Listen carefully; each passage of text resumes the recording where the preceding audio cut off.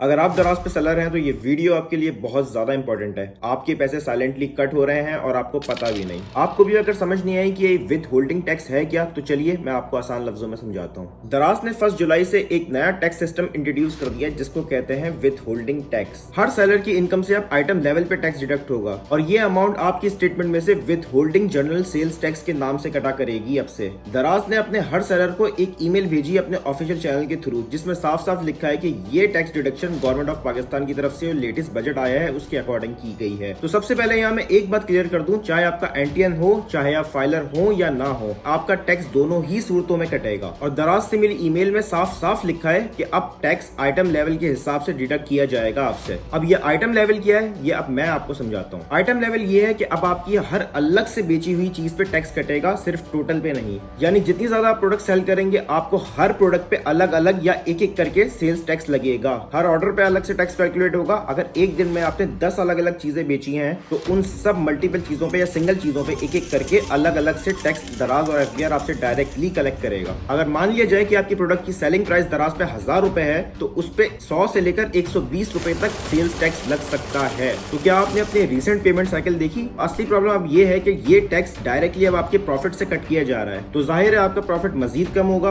और अगर आपने अपनी किसी चीज पे ऑलरेडी डिस्काउंट दिया हुआ है या कोई सेल ज्वाइन की हुई है तो ये नया टैक्स आपकी अर्निंग और ज्यादा कम कर देगा दराज के ऊपर। तो सेलर को अपने हर प्रोडक्ट का प्रॉफिट मार्जिन दोबारा से चेक करना पड़ेगा और अपनी प्राइसेस बढ़ानी पड़ेंगी, जिसका एंड रिजल्ट ये है कि कंज्यूमर को चीज महंगी मिलेगी या कस्टमर को प्राइसेस बढ़ाने के बाद चीज महंगी मिलेगी और इन्फ्लेशन बढ़ेगी। अपनी सेल्स और पे आउट साइकिल को रेगुलर बेसिस पे चेक करें और आपका कोई सवाल है तो नीचे कमेंट करके मुझसे जरूर पूछें। और अगर आपको ये वीडियो हेल्पफुल लगी हो तो वीडियो को लाइक और चैनल को सब्सक्राइब जरूर कर दीजिएगा। जज़ाकल्लाह, अपना बहुत ख्याल रखिएगा। अल्लाह हाफ़िज़।